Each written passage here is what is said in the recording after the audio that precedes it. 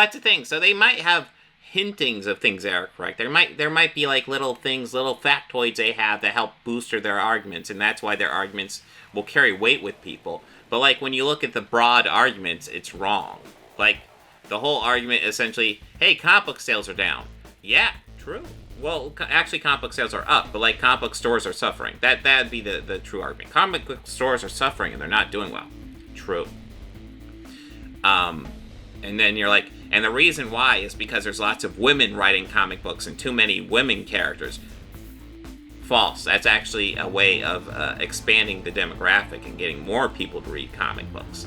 But they'll use that argument and then get everybody like, yeah, yo, that's what changed. That's what's different.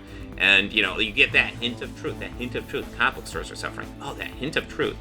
And then you can get all these people go, what's the reason for that? And then you can start selling them the lies. Then it's because of women. It's because of minorities. They're taking over the white male space. Complete fucking bullshit. And that's what the alt-right does. And it's the kind of essentially, you know, not like introductory to Nazism. Pretty much is how that shit works. It's terrifying when you actually go down the rabbit hole completely.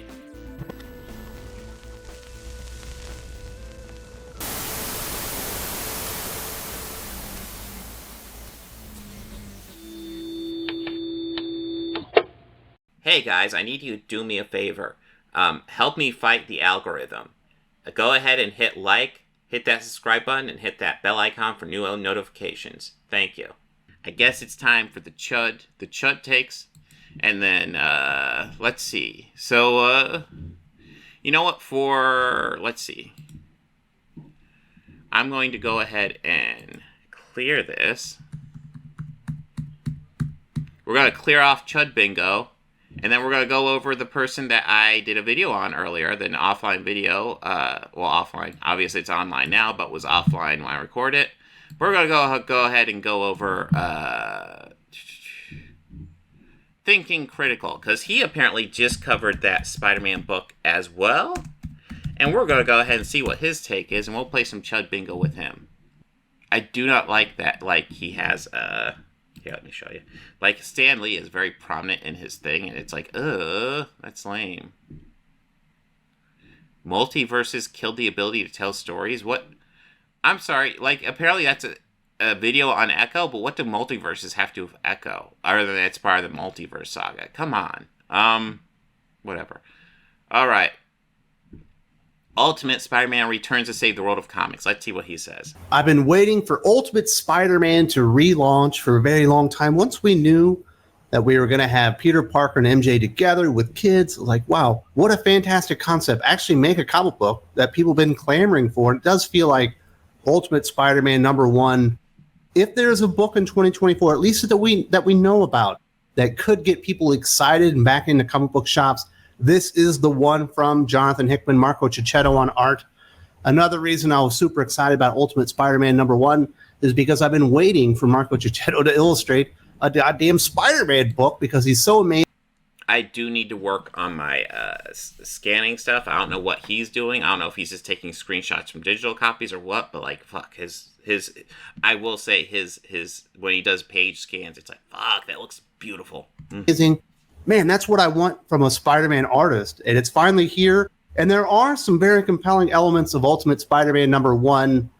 Unfortunately, none of those compelling elements really are Spider-Man because he's not in the book, and certainly not. Well, I mean, you could make the argument that part of the issue is that, like, well, Spider-Man is very much in the book. Well, I guess he's saying Spider-Man is in the book. Peter's in the book. And part of it is him kind of choosing to go ahead and be Spider-Man. That's what the book's kind of about. But yeah, I figure there's going to be easy stuff that he could probably go after. Oh, there's not much action in this. Yeah, it's kind of amazing how good it was without action. Peter Parker, because he's just kind of mopey and walking around talking to people so they can exposit some information about what this new world is. If you're unfamiliar with... Yeah, and I thought they did a fantastic job, personally, with how they handled introducing the new world. With the setup, basically, the maker has created his own multiverse, his own version of the Marvel 616 in his own image, and basically went out there and denied all the heroes their origins. So Peter Parker was never bitten by a radioactive spider, and he's 35 years old, I believe, at this point. He's married to MJ, got a steady job at the Daily Bugle. He's got 2 kids and all that kind of stuff, but he's never been Spider-Man. Yeah, character development, what? And it kind of happens by the end. But like I said, I think the execution on this is flawed. Let's get into some of the details, especially the art by Marco Checchetto, which is something I was absolutely looking forward to. I've been salivating to see an ongoing Spider-Man comic book illustrated by Marco Checchetto, one of my favorite artists, if not my favorite artist at Marvel Comics. The reason I thought Marco Checchetto would be an amazing artist on a Spider-Man book is what he would do as Spider-Man, especially when he was in action. But there is no Spider-Man in this particular comic book, and it's just Peter Parker with a weird beard just kind of walking around talking to people. And while I think Marco Checchetto is... Yeah, it's almost like he's reflecting on his life and talking to people who are close to him. And also the comic book is doing world building. Wild, I know.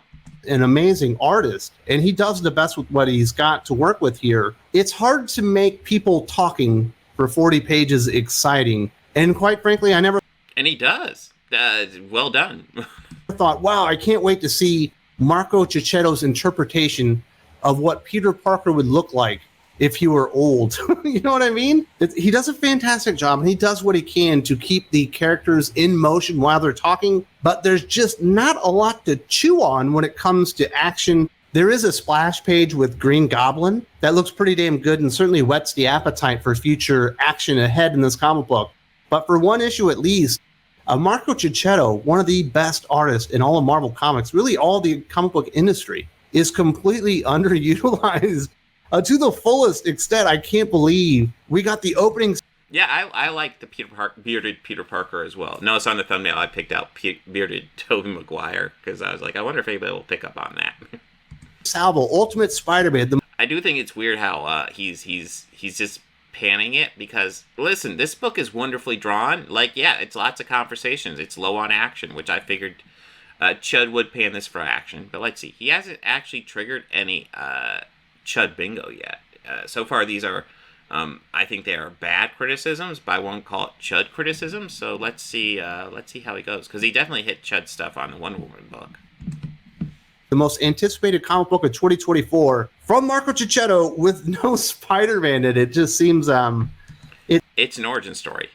It seems like a very, very odd choice in my opinion. Hopefully in the future, Jonathan Hickman dials up the excitement and the superheroics and Spider-Man in the Spider-Man. Yeah, it's almost like it was a setup book for Spider-Man. Isn't that weird? Comic book.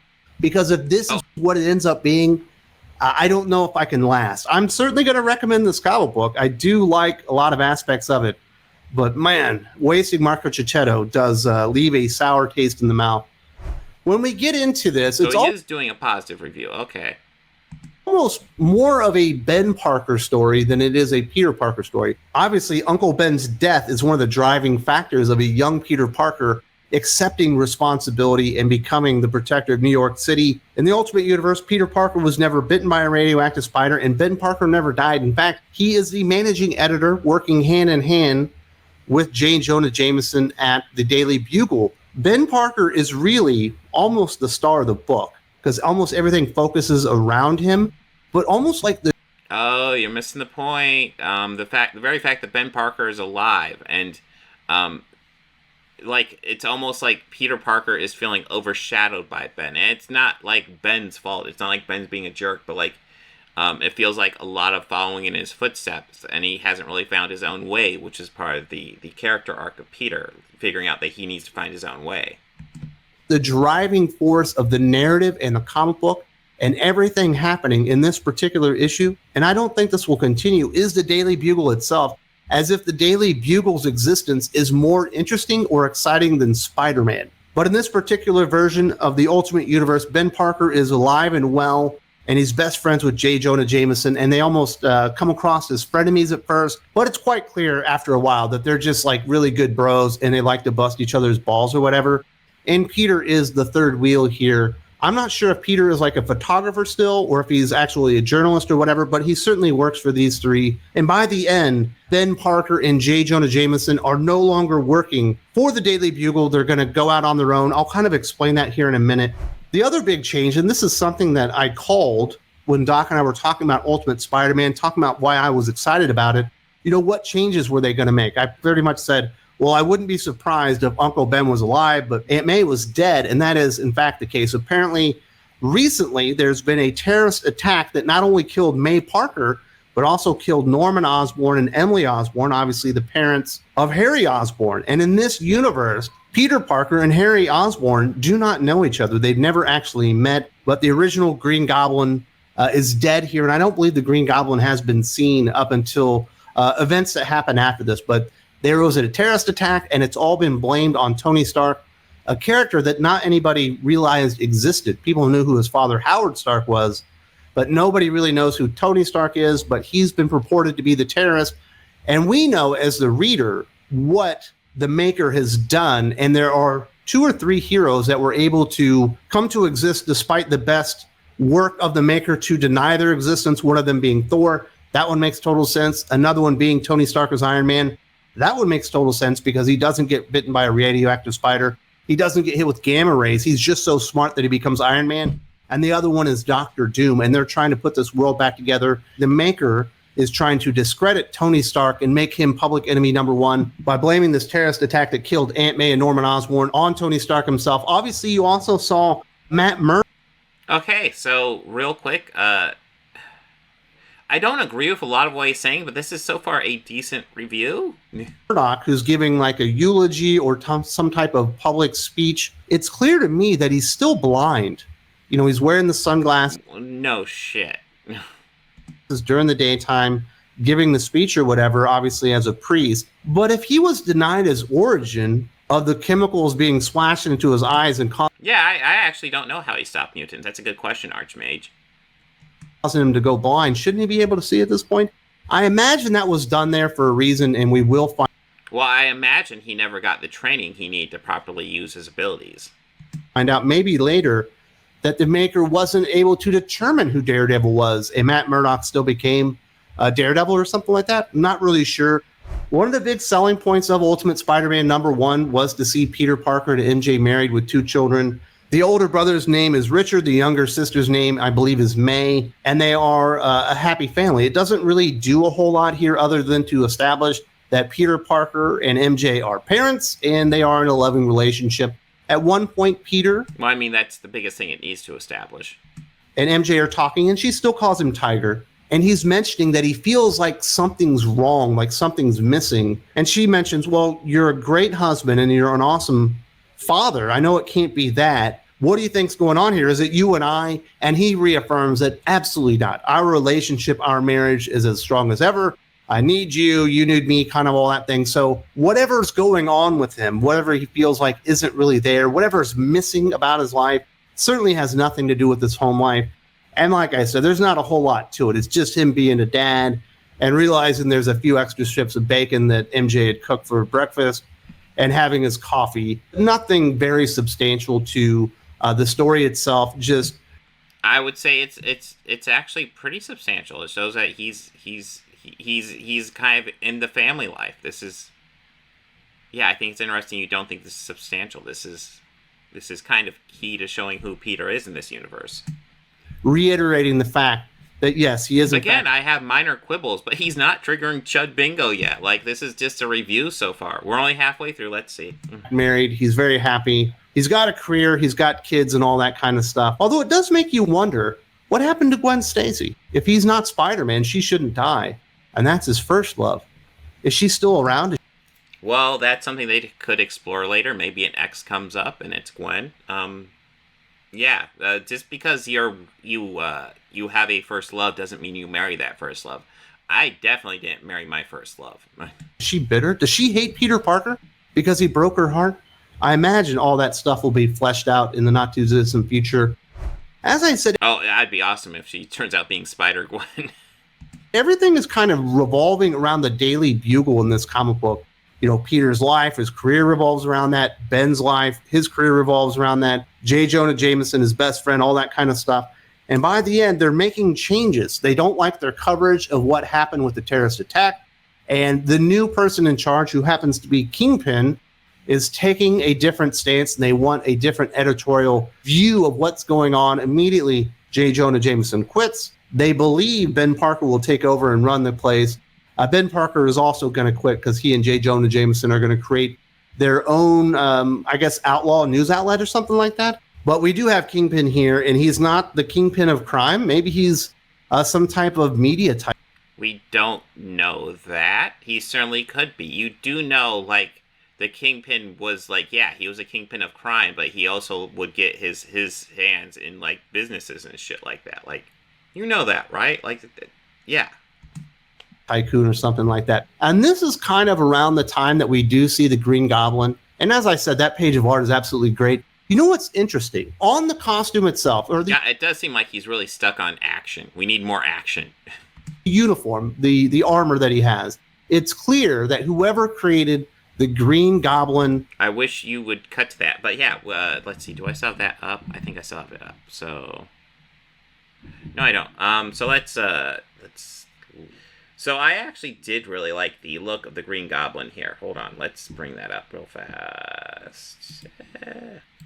I think that has actually kind of a cool look. I think if that were translated to a movie, it would look kind of lame and kind of like the movie suit did. But like here for this book, it's not a bad look. It looks like it's more technology-based Green Goblin, but it's not bad. Armor in this particular universe with the glider works at both Oscorp. Yeah, Fisk is a rich white man. Look out. And Stark Industries. But it's also clear because the Green Goblin is attacking Kingpin and his one-eyed friend there. And I wonder, is that Nick Fury? I imagine it's not, but perhaps it is. Not the most likely people in... Well, other than the fact that he had one eye, he didn't look like Nick Fury at all. The Green Goblin armor are either J. Jonah Jameson or Ben Parker himself. My money would be on J. Jonah Jameson because in this comic book, when you see him, he is built like a brick shithouse, whereas Ben Parker is kind of pudgy and out of shape or whatever. And I don't imagine he's fitting his fat body within the Green Goblin armor, whereas I could see J. Jonah Jameson doing that. So I do wonder if that was intentional, if that was what you were supposed to think, or if I'm putting two and two together that aren't actually supposed to be related. But at this point, like in my mind, J. Jonah Jameson is the Green Goblin. It's kind of weird. And then finally, we do get to see, I guess, the recruitment of Peter Parker to become a Spider-Man. We have this apparition of Tony Stark from the future. Apparently, he's from 6 months into the future, and he's going back and trying to reintroduce the origins to these superheroes so they can become what they were always meant to be. And he kind of explains, 20 years ago, you were supposed to be bitten by a radioactive spider. This would have given you amazing powers, and with them, you would have become one of Earth's most prominent superheroes. Instead, a great evil traveled through time and erased almost all the heroes from the world. You were one of them. He did this so that he and his Confederates could treat Earth as a kind of an experiment and exercise in creating a society that could be perfectly directed and controlled. And what's weird about this is Peter Parker does not know who Tony Stark is. He's never heard of the guy. He does know that he's been blamed for the death of Aunt May. Now, he does work at the paper, but the conflict at the paper isn't saying, why are they blaming this Tony Stark guy? We know someone else did it. As far as they know, Tony Stark is the one that killed Aunt May. And it does feel strange that he just goes along with it. And he's given this like crystal ball that kind of disintegrates into something else that also opens. And in the vial is a radioactive spider. And by the end, Peter does allow the radioactive spider to bite him. And you do see a version of Spider-Man like in a silhouette. And it is also mentioned that Tony Stark created like a specific new uniform that would hide his biometrics and all that stuff, run the maker and his cohorts within a new Spider-Man costume, which we have not seen yet. So by the end, we do get the big difference in this Peter Parker becoming Spider-Man as he takes on the responsibility in his mid-30s with the family and all that stuff because he was denied what was rightly supposed to happen, 20 years before. And I do particularly find this interesting, and I thought the concept was decent.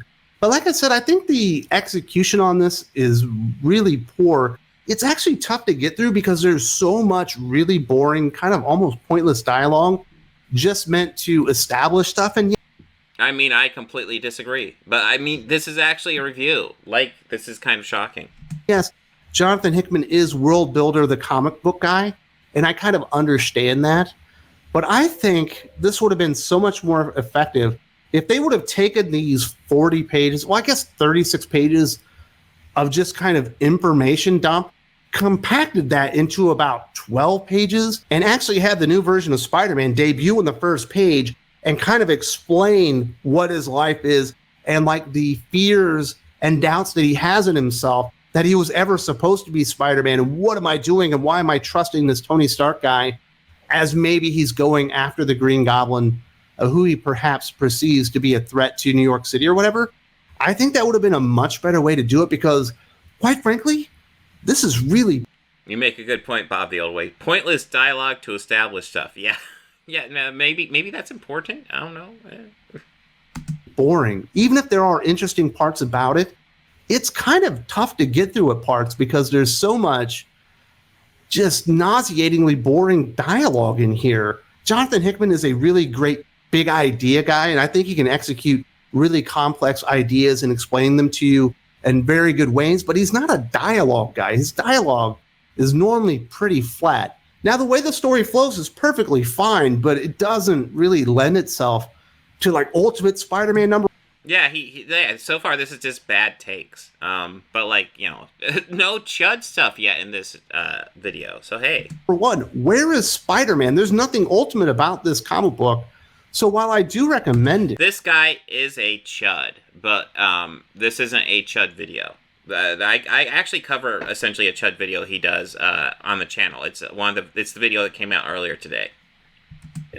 It has some serious flaws because it's almost impossible to read in one sitting. You have to put it down halfway through. I blazed through it in one sitting quite easily. I thought it was awesome. After you page through, and you're like, oh my goodness, there's another 16 pages of this comic book, which was another issue that he had with God's #1, where it's just kind of like fucking boring the comic book before you get to something interesting on the very last reveal. I would have went mid-res on this motherfucker, put all the interesting stuff, spread it out throughout the book, and then introduce the information like in between the spurts of actually seeing Spider-Man and the way that he feels about himself right now, which is going to be a lot of self-doubt and not knowing what he's doing and not understanding why he was ever supposed to do this, which I think would have been a much more compelling narrative, certainly a lot more fun, and a much better use of Marco Cicchetto because he is misused and miscast in this first issue because, hey, he can make people talking look more interesting than most people, but man, hardly anybody can make that stuff work as exciting or really... It's almost like it was dialogue heavy to establish stuff. It's weird. It's weird. It's weird, guys. Compelling stuff. Like, you can have conversations and have stuff in the background that's interesting to look at. Just people talking to each other in a bar for pages and pages on end or talking to each other in the office is just what a waste. Almost like they're setting up the story and it's the first issue and setting up the story is really fucking important. Isn't that weird, guys? That's weird. They should just have Spider-Man punching people throughout the whole issue. That'd be a good introduction to this new Ultimate Spider-Man. Yeah. Of a comic book medium. Like, you have to think bigger than this. This is comic books. This isn't, fucking the BBC. You know what I mean? This isn't an audio drama where you have to worry about the budget. Go all out, go balls to the wall, and get people excited because while I imagine there are people out there seeing this through rose-tinted glasses or whatever and realizing there are some interesting concepts in here and overlooking the fact that, man, there's not really much exciting other than No, actually, I thought that was a plus. I realized there wasn't much exciting going on. I realized it was pretty much just like we get one Green Goblin explosion, and I was impressed with how engaged I was with the story, despite the fact that it's pretty much just dialogue establishing the world and establishing Peter's character and establishing that Uncle Ben's character and their relationship with J. Jonah Jameson. I loved that they did that, and I loved the fact that it was engaging despite the fact that it was limited to action. The fact that it was limited to action just kind of tells me, wow. So, like, the action will be really exciting, but even if it's not an action book, I'm going to enjoy it because this was fucking good. A few moments here or there. So, a flawed comic book. I will recommend it. I would give it it's hard, like a 3.75 out of 5, like a 7.5 out of 10 type of thing, to where there's interesting stuff here and there's a lot of potential, but it was just kind of wasted in this particular comic book. If you do like my musing and my stylings when it comes to comic book reviews, Okay, well that wasn't actually a Chud review. Great face though. The kind of shocking. But yeah, like I said, if you want to see a Chud review, go ahead and look at the video I released earlier. That this guy. Well, we can let's go ahead and look at his stuff. Well, I like Hedgehog Nerd. I actually prefer dialogue-driven. I mean, what are you thinking about, Jerry? Marriage, family? Well, The prison. Okay.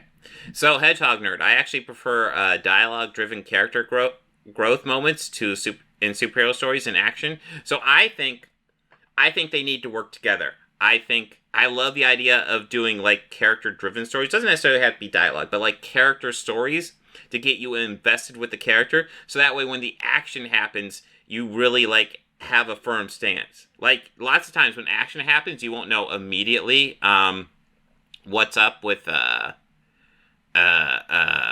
you won't know immediately what's up with, like, the bad guy or anything. And the goal is to...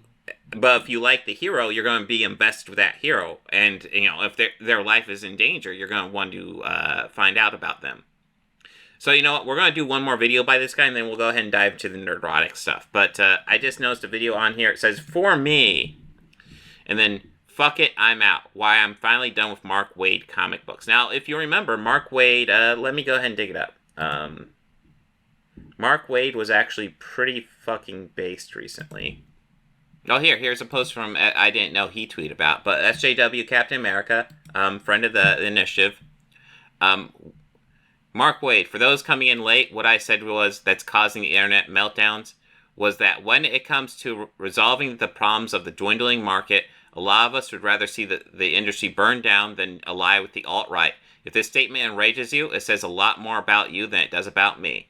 So essentially, he was saying, hey, if you want me to work with people like Ethan Van Sciver or these, the ComicsGate group, if you want me to work with those guys to save the industry, I would rather burn the industry down, because fuck those guys. And you know what? Based as fuck. Awesome. So, Thinking Critical apparently is not going to read Mark Waid comic books, and that was done about the same time, because, let's see, December. Yeah, so that was a month ago. So, apparently, I'm guessing that's what he's upset about. So, let's see what he says. No. Thinking Critical is a fake fan. I don't know. Like, he's obviously reading the books, and it's almost confusing me. How can you think wokeness is a problem in comic books and be reading these books? Because I personally, diving back into these books... One of the more interesting things that's happened in comic books, probably over the last 20... I personally think diving back into these books this year, it's not, like, wokeness or anything. It's just, like, good books, and, like, we're dealing with, like, physical media not being as popular as it once was. And I personally love physical media. I wish I still had the money to continue my Steelbook collection. Physical media is awesome. I miss it. 24 months, maybe a little bit longer, is like the career revitalization that Mark Waid has undergone since returning to DC Comics. Obviously, Batman Superman World's Finest, in my opinion, has been the best superhero comic book on the market for quite some time now. Definitely the best DC and Marvel book. The Shazam book has been really good. Obviously, having Dan Mora doesn't hurt. And, I had a decision to make when he was coming back, and I talked about it in a video. If you haven't seen that one, where, I have to readily acknowledge that Mark Waid is a scumbag. But there are so few good comic... Really? He's a scumbag. Really? Can you give us more? Let's see. Books at Marvel and DC. Am I willing to overlook something that is possibly good because the writer's a scumbag? And I decided at the time, I can't do that. If Mark Waid's... Here, real quick, we'll go ahead and go over, because Mark Waid does have a history with ComicsGate and stuff like that. We'll go over it real fast. In case you're wondering, I'm just pulling it up from Wikipedia. But there's a paragraph down here. Okay, legal issues. In September 2018, writer Richard Meyer, ComicsGate guy, ya boy Zach, whatever he wants to call himself, the creator of the YouTube channel Diversity in Comics, filed a lawsuit in Texas against Waid, claiming defamation and tortious interference on Waid's part. Meyer accused Waid of convincing Antarctic Press not to publish Meyer's graphic novel Jawbreakers. Waid launched a GoFundMe campaign to raise money to fight the suit, and denied having anything to do with Antarctic Press's decision. A statement verified in a in a deposition by the publisher of Antarctic Press. So essentially, Waid said, I didn't tell them not to publish your shit, and Antarctic Press said, yeah, he didn't. And still, Richard Meyer sued him over it. And then Waid's fellow comic creators, Neil Gaiman, Kurt Busiek, Dan Slott, Yannick Pequel, contributed to his campaign, while Ethan Van Sciver began a similar campaign for Meyer, which quickly surpassed Waid's in funding. Waid filed for the case to be dismissed. In December 2020, Meyer voluntarily withdrew the case and reached for a confidential agreement. So Waid's been dealing with these ComicsGate assholes for longer than I have. Yeah, so he has a history with these guys. But yeah, essentially, Mark Waid came out and said that after Mark Millar was saying, hey, we need to work with people. We need to work with these guys on the right. We shouldn't, just kick them out. And it's like, dude, it's not like we aren't willing to work with guys on the right. It's that, Ethan Van Sciver and these ComicsGate people harass people and are pieces of shit. That's the issue. It's not that their political... Well, I mean, you could argue maybe the issue is that their political views are disgusting and that drives them to do this. But, just having bad, political takes doesn't mean, don't work with you. But, you didn't know your boy Zach is a ComicsGate guy? Yeah. Dude, your boy Zach is Richard Meyer. He is, almost the ComicsGate guy. I'd say second only to Ethan Van Sciver. And there was a time before Ethan when he was the ComicsGate guy. He's going to write a good Superman book or whatever. I'm going to have to acknowledge it, and I will read it despite the fact that I don't personally like the bit. And this week he's finally taken it so far that I've had enough. I'm not going to be reading and recommending Batman Superman World's Fight. It will probably continue to be one of the better books in the industry, but I won't know after December of 2020. We'll see. Maybe I will check out this Batman Superman World's Finest by Mark Waid. That sounds like a pretty awesome book. Because I'm not paying attention anymore. I personally have finally had enough. I know Doc had enough quite a while ago, and some people will continue to support Mark Waid after this. And that is your decision, and this is my decision. When I do the end of the year stuff, I always do a 10 best, 10 worst kind of list for the year of 2023, obviously between Christmas and New Year. Batman Superman World's Finest will continue to be on there because I can't not acknowledge that I read the books and that they were very good in comparison to all the other comic books out there. But after that, I am out of the Mark Waid business. I am not going to be promoting his books. I'm not even going to be talking about them just because I'm fed up with the guy. And I do have to give a special shout out to Ryan Higgins, who basically started this weird thing. Obviously, Mark Millar has been in the news, and I imagine Mark Waid had been waiting for his opportunity to trash Mark Millar because of a lot of career jealousy, which I completely understand on the part of career jealousy? You sure? Mark Waid's had a very successful career. Sure, Miller's been more successful, but so what? Miller is the one that has decided to start, saying we need to work together and, promoting some of these cringier angles. This is, Miller did this on his own. Mark Waid didn't push this. Mark Waid just responded. Of Mark Waid, he is not as successful as Mark Millar, and he wanted to jump on the bandwagon. And I will say this for Mr. Higgins, who apparently considers himself an amateur sleuth, some type of detective. He put 4 texts together that had nothing really to do with each other, basically stating that Mark Millar was going out there and defaming Gail Simone or whatever. It was really, really strange. And obviously, some of that has been cleared up. And it appears Gail Simone and Mark Millar have made up. But I will say this, as an intelligence professional, somebody that was in Afghanistan leading a team of intelligence professionals that was embedded with the army. What? You worked in intelligence in Afghanistan, therefore you're allowed... What? The fuck? If I had one of my analysts decide to report data like that was not corroborated, and certainly not conclusive that any of it should have ever been tied together, and they released it for someone to go out there and make decisions on it, I would have been talking to their commanding officer. I perhaps would have been talking to their commander directly, saying, "You wait. Are you making the argument that Mark Millar is not trying to support ComicsGate and ComicsGate is bad? Is that your argument right now? Because it sounds like it. That sounds like it. Because the only way those tweets would be condemning is if you are against ComicsGate. Otherwise, you'd be fine with it, right? I'm just trying to get your read here.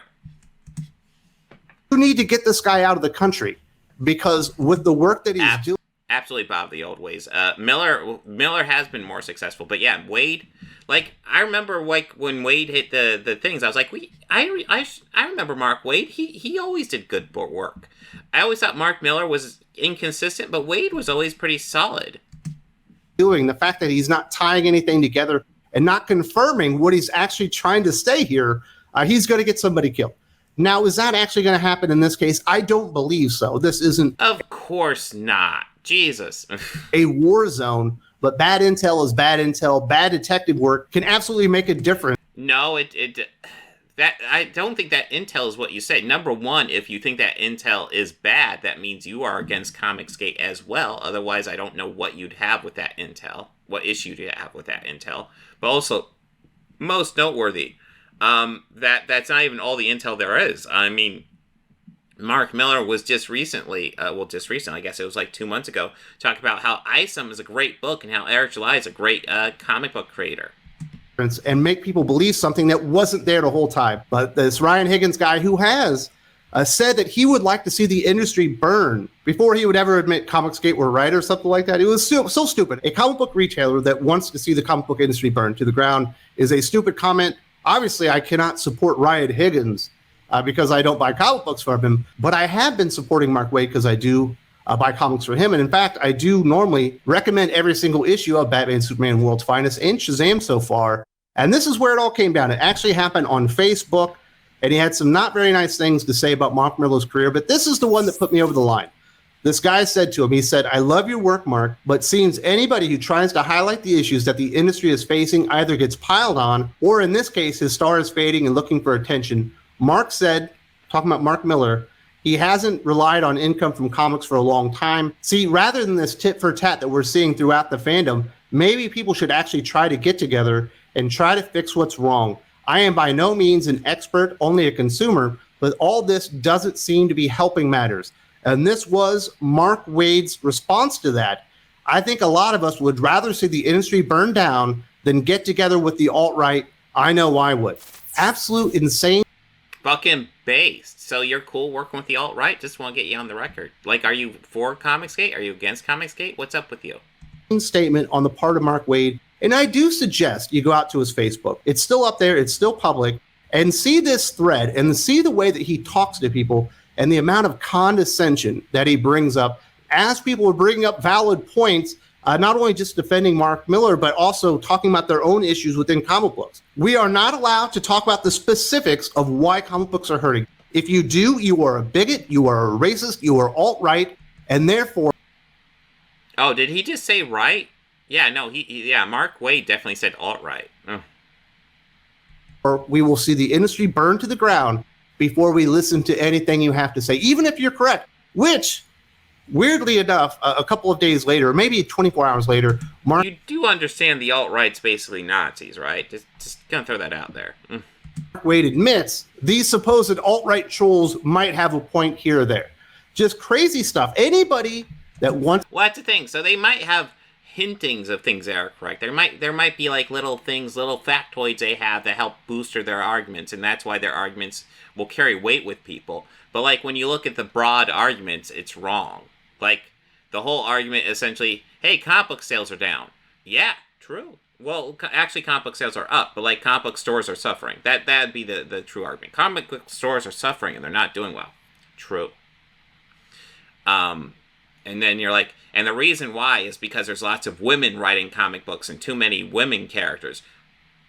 False. That's actually a way of expanding the demographic and getting more people to read comic books.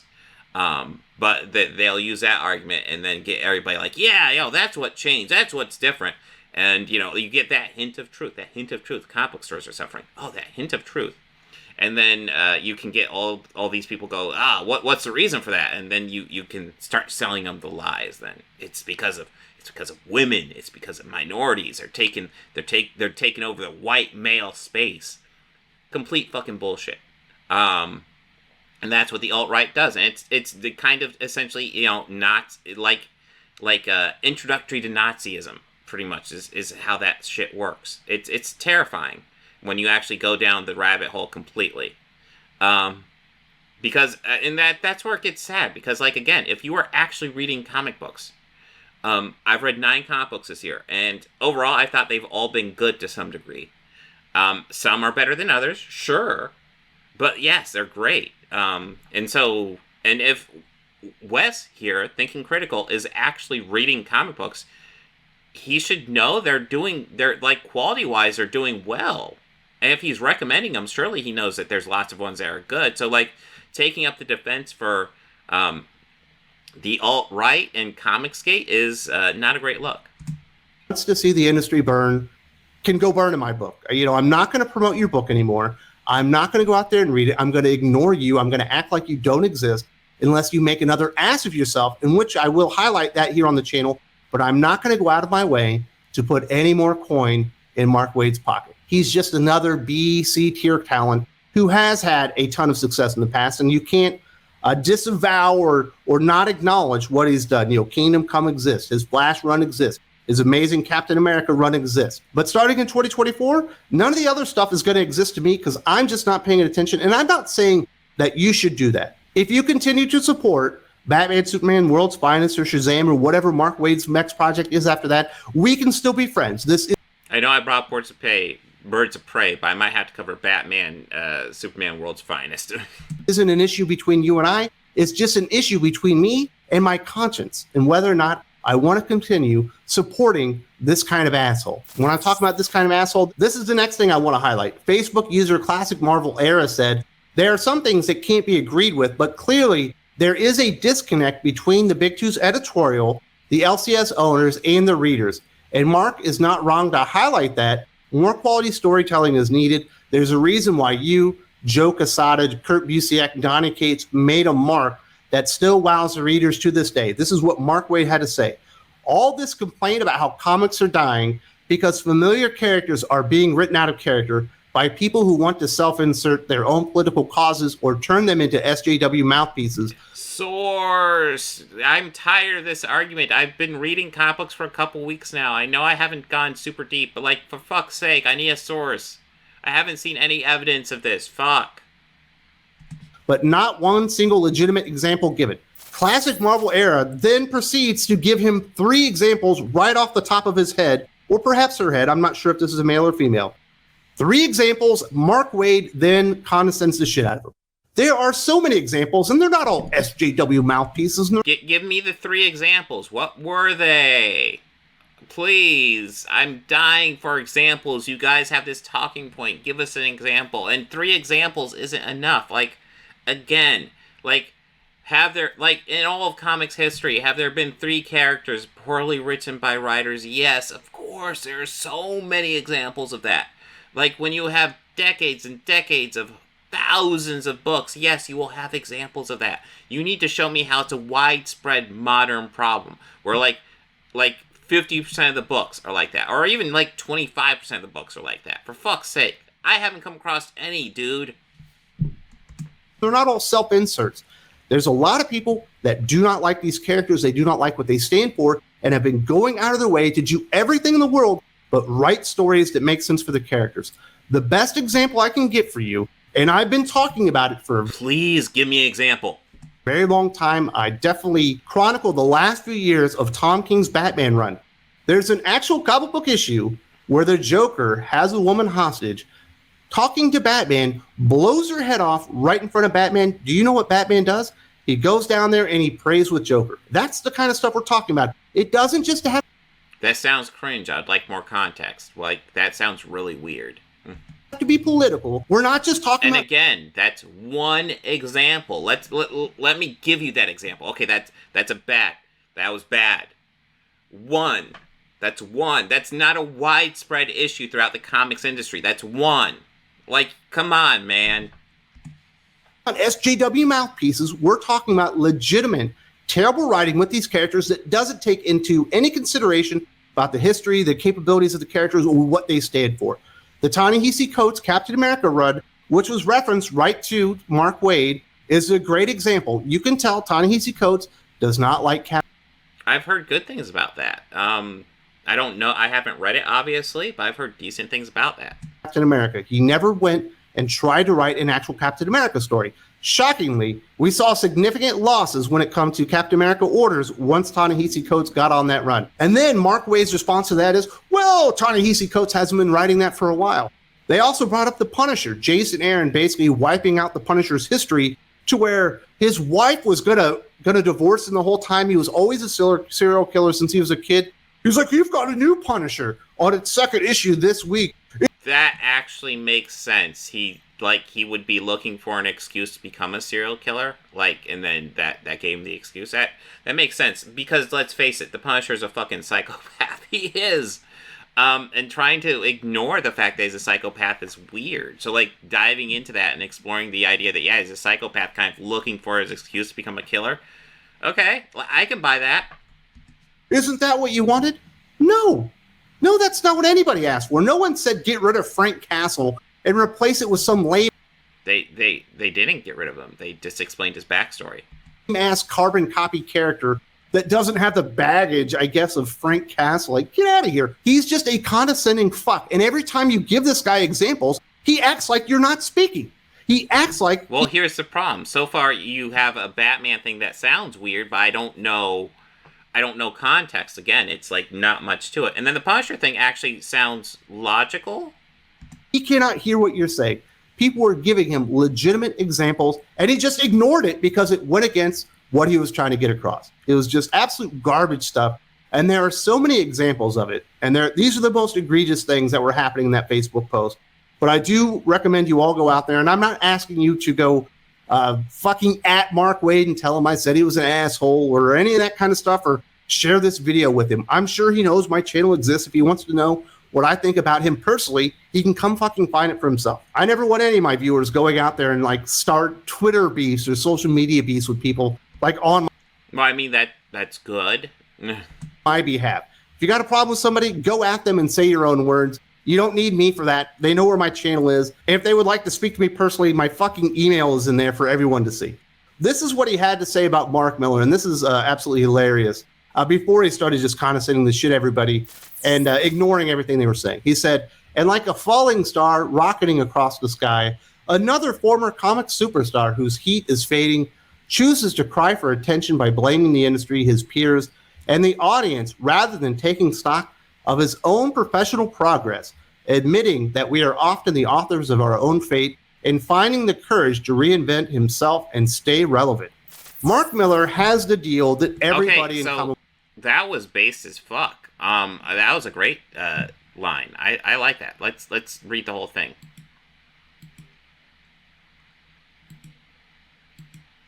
Every own fate and... Okay. It's really not that hard. My star is not going to burn forever either. No one's does. And accepting that fact gracefully is a sign of emotional maturity. But if I ever become that guy, every single one of you has the permission to slap me upside the head and force me to reread the above paragraph as many times as it takes to sink in. Based. Finding the courage to reinvent himself and stay relevant. Mark Miller has the deal that everybody in comic books is kind of jealous of. Now, there are people out there that can acknowledge somebody else's success, and I imagine Todd McFarlane does not hold a grudge against Mark Miller. I imagine Jeff Johns does not hold a personal grudge against Mark Miller for having success greater than probably any comic book creator could have imagined. Mark Waid absolutely does hold a grudge over Mark Miller getting the net. Okay, so Mark Miller got a Netflix deal. Pretty big deal. That Netflix deal went down in flames. He did one series for it, and I think maybe there's some animated stuff, but he did the one live action series, Jupiter's Legacy. Ended after half a season. Went down in flames. I don't know why Mark Waid would be jealous of having a Netflix deal blow up in his face. Netflix deal, something that will probably never be replicated in the history of comic books, where a creator-owned line of comic books gets picked up for that much money, and basically the creator becomes a Netflix executive. He's actually transcended the comic book industry, yet somehow Mark Miller doesn't know how to reinvent himself. This dude is actually talking about himself and his... Well, that's the thing. So, Mark Miller's never been an amazing writer, but, Jupiter's Legacy, I thought... I saw that half a season, and I thought it ended well, and I thought the beginning was shit. It was a rough beginning. And part of Mark Millar's problem is that, like, he will do, like, edgy and interesting stuff, but, like, he frequently doesn't fully understand, like, why a character would do this and fully, like, explore, like, what makes characters do this. It just is like, here's something edgy, let's move on. And it was always kind of frustrating with his stuff. I think, like, something like Kick-Ass. I think Kick-Ass was much better once Matthew Vaughn kind of did his take on it. And kind of the same deal with, well, I haven't read Kingsman, so I can't really judge that. But yeah, it's always been kind of Mark Millar's problem. He doesn't know how, like, he has a decent idea, but, like, he just doesn't write it great, and then someone else takes over and does a better job. His own fallen star. When's the last time you wrote a comic book that was perennially a top seller, a top 5, top 10 seller? Mark Waid hasn't been that relevant in a very, very, very long time, and he will never be as successful as Mark Millar, basically in life, because he's So does success equal quality? What metric is this? I'm confused. Scumbag. We've all heard the stories. What happened at CrossGen when the dude lost his company and Mark Millar sent him like a fucking black wreath saying, what would your wife think after she had died already? The fucking temper tantrums that he threw. The minority comic book store owners that he fucking terrorized. That sounds weird, but again, I need context. All the shit this guy has done, not to mention the pretty disgusting thing that got him blacklisted from DC Comics to begin with. And he thinks he's like the fucking... He's writing for DC right now, so how's he blacklisted? I need more context. Sheriff of Comicsville or something, where he always gets to go out there and he gets to have the last word. That should be a square on Chud Bingo. Because I don't think it's on here. Sales indicating quality. Yeah, I don't see it on here. Of course, they always ignore the sales indicating quality if it sells well. They did that for Barbie. What Mark Waid says fucking goes. I hate to break it to you, buddy. You ain't got no more cachet left in the industry. You're a fucking laughingstock. Yes, you had a couple of good books at DC for a little while now. Batman, Superman, World's Finest. You've got Shazam. No one's going to deny that. But despite the goodwill and the forgiveness that you were given by a lot of fans who decided to support you, despite their better judgment, yours truly right here, you're still the fucking scumbag that you were 20 years ago. You're still the asshole that you were 10 years ago. You're still the fucking scumbag that you were 5 years ago. And that's why I just can't do it anymore. Although he did try to backtrack without actually apologizing to Mark Millar, even though Ryan Higgins' initial fucking collage tweet of detective work was completely wrong to begin with. This was his final word. Yep, the mainstream superhero comics industry is having a rough time of it lately. Few people are saying otherwise, and my heart goes out to struggling retailers. Steps need to be taken, and even the alt-right loudmouths make some good points. But when Make Better Comics becomes... So he even admitted that, like, occasionally they make a good point. Like, what else do you want from him? Make more comics that are to my own personal taste. That's a solution I can't get behind. Badly produced comics sure aren't helping, and there are a bunch out there, but neither is pretending that bad superhero comics is some new phenomenon. So there, he even had to... True, it's not. There's always bad books as well. Like, the fuck? Begrudgingly admit at the end, some of the alt-right loudmouths have a point. Who are the alt-right loudmouths? What is alt-right anymore? I thought at one point, like... ComicsGate. ComicsGate would be the easiest way to indicate alt-right in the comics book field. There's probably more, like Rippaverse, totally. 7 years ago, I knew what it meant. At this point, I don't even know what you're fucking talking about. What is the alt-right these days? It just seems like it's something that you call people when you don't like them. The same thing as woke and SJW and all that kind of shit. Right? Well, you use the word woke in one of your videos, so what? Yeah, I mean, I would say woke doesn't have much of a meaning anymore because it's been used to oblivion. Like, but you do have a video called "Woke Comic Books Are a Problem." So what the fuck does that video mean? Okay, let's finish this out, and then we'll look at Nerdrotic a bit. It absolutely means nothing. This is just talking about people that he disagrees with. And you know what the craziest thing is? He's talking about we need solutions to fixing problems other than write comics to my personal taste. Well, Mark Millar has actually been out there and pushing for real solutions in comic books. He's been saying, hey, we need to compensate and incentivize good creators to come back to Marvel or DC and write comic books with the best heroes, because those are the books that bring people into the stores. Those are the creators that create enthusiasm throughout. the comic book industry itself. Oh my God, stop. He's talked about... Okay. So the issue isn't that they don't have talented creators. They have talented creators. That's not the issue.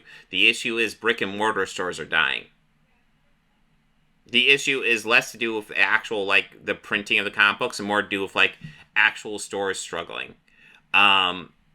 So, lots of people get digital comics now. That's going to hurt these stores. Lots of people order comic books off Amazon or graphic novels off Amazon. That's going to hurt these stores. It's not an issue of comic books not doing so well because the actual sales numbers are in. Comic books are fine. The issue is the stores are suffering because everybody's going online. Bookstores in general were shutting down. Not just comic book stores. Bookstores. Like, it's kind of sad how, like, there are Barnes and Nobles left, and that's about it for your regular bookstore. It's insane. That is the problem. It has nothing to do with, we don't have talented people to work on books. Yes, they do. They have plenty of talented people to work on books. And I'm willing to bet you when Mark Miller said that, he was probably thinking of people like fucking Ethan Van Sciver. Probably almost certainly. Because he's been kind of chummy with him on Twitter recently. Hey, there are a lot of really good seasoned writers out there that are in their 60s and 70s. They don't want to hire them to write anymore. Why? He might be talking about Chuck Dixon as well. Listen, like, there's good comic books writers right now. Younger guys than that. Like, there's plenty of talent in the industry. The argument isn't, we don't have talent. Yeah, Books A Million's another one that pops up. Although I haven't seen a Books A Million in a while. There used to be one near here, but closed down. Why are we not hiring these guys to be... Yeah, libraries will have trades on loan as well. Senior editors and oversee lines of comic books. I'm seeing a whole lot of solutions coming out of Mark Miller, while Mark Waid throws a fucking temper tantrum once again, and I just can't support it anymore. There are a lot of people that have had a lot of solutions, and no one's saying you have to write a comic book specifically for me. There's a story out there that I would like to read. I would like a continuation or perhaps a prequel to the Four Cordman story that Robert Menditti included in the 80th anniversary of Green Lantern, which I thought was a really good ending to a story. I wanted to see what came before that. It felt like there was probably a good 2-year story he could have told. And me personally, I would love to read that story. I would be on board from day one. And you know what I'm doing right now? Right now, it's really sounding like the comic book industry is dying, in my opinion, because they haven't made this one specific prequel story I want. Seems like a weird take. I'm reading Jeremy Adams' Green Lantern that isn't even coming close to telling that story, because he's just telling a good Green Lantern story. That's all we want. Yes, there are some stories out there that I would personally love to see, but what I really want are good comic books across the board from people that aren't completely fucking insufferable. Well, good, because there are lots of good comic books. Like, what, am I looking out? Are all the other comic books I cover the bad ones, and I just happen to pick out the good ones every week? Somehow it seems unlikely. Unfucking likely. Like Mark Waid. I chose to forgive the man. I decided to hype up his comic books against my better judgment because I knew deep inside he was still an asshole. And it bit me once again, and I'm not going to fall for it again. Fuck you, Mark Waid. I've had enough. This is the end of our journey together of you being a comic book creator and me being one of your customers. It's absolutely over, and I've just had enough of that. Now, I do want to say we are doing some exciting things here on Thinking Critical, and I have... Okay, I mean, he's half-danced around it, but yeah, he's pretty much a chud. So I guess to his credit, he tap-danced around it. But anyways...